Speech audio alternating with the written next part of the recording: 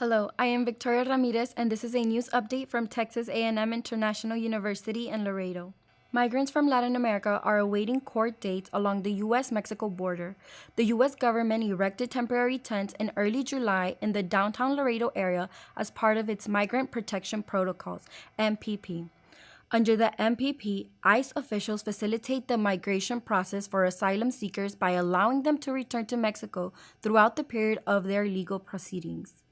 The Trump administration established the MPP as part of its Remain in Mexico policy implemented in January 2019. According to the Department of Homeland Security, to seek asylum in the United States, refugees must express fear of persecution from their home country's government based on their race, religion, nationality, social group, or political opinion. I mean, I understand it could have been abused in the past. That's how usually the government perceives it, the current administration perceives it anyways. But in general, I don't think what is the process that is how it's being handled now is the most appropriate, I don't think. Foreigners are allowed to stay in Mexico for humanitarian reasons and can enter and leave the national territory multiple times. According to the Fatality Analysis Reporting System, FARS, Halloween had the most child pedestrian deaths between 1990 and 2010.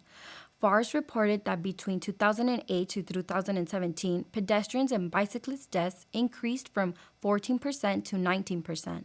The city of Laredo holds its Trunk or Treat event annually. Trunk or Treat events see participants decorate their vehicles and give out candy from their trunks in a closed area to help keep pedestrians safe. The City of Laredo Parks and Leisure Services Department sponsored this year's event. It took place Halloween weekend, and it is one of the events that the City of Laredo holds to promote fun and safety during this holiday. On October 25th, the American Cancer Society hosted its third annual Pink Gala event in support of breast cancer awareness. The event was intended to help men and women of the community who have suffered through this disease. The Real Men Wear Pink campaign aims to highlight the importance of men being involved in the fight against breast cancer. Male community leaders within the city of Laredo, such as Congressman Henry Cuellar and UISD Athletics Director Roberto Cruz, joined the campaign to raise awareness and funds for the American Cancer Society. Federico Juarez, one of the event organizers for the Laredo chapter of the Real Men Wear Pink campaign, shared insight about the importance of involvement in events such as the Pink Gala. So it just shows that men also deal with the repercussions of everything that is involved with breast cancer. So it just affects, of course it affects the women, but at the end of the day it affects the whole family and especially the husband or brothers overall. As part of the 25th annual Dia del Rio, the Rio Grande International Study Center hosted its third community paddle on the river October 12, 2019. The RGISC promotes environmental advocacy in Laredo and South Texas. According to the International Boundary and Water Commission, the Rio Grande is the fifth largest river in the U.S. and is the main source of drinking water for 6 million people on both sides of the border. Director of the Community Engagement, Manuel Juarez, believes that the threat of a border wall here will harm the river. Right now we are kind of under the threat of a proposed border wall going up, and this border wall would waive or ignore about 40 laws, most of them environmental. A lot of them are very common sense laws like the Clean Drinking Water Act.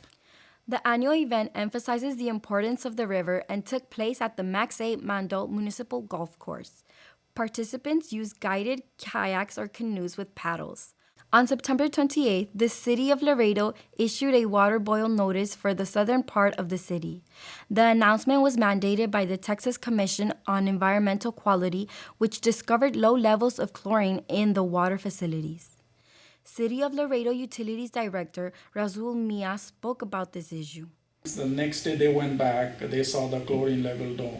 We went back, so we keep doing this thing, and finally TCQ said, no, we believe, and I said, no, we should not be issuing boiled water notice because there is no bacteria. If there is bacteria, yeah, I'll be the first one to say yes. The public health is the first issue. But there is no bacteria, yeah, only thing we are not meeting the regulation. In response to the city's announcement, citizens rushed to supply themselves with packs of bottled water for personal consumption. As a precaution, the city declared that any person or entity increasing the price of water for personal benefit would be prosecuted. That's all for now from Texas A&M International University in Laredo. I'm Victoria Ramirez. Thank you for watching.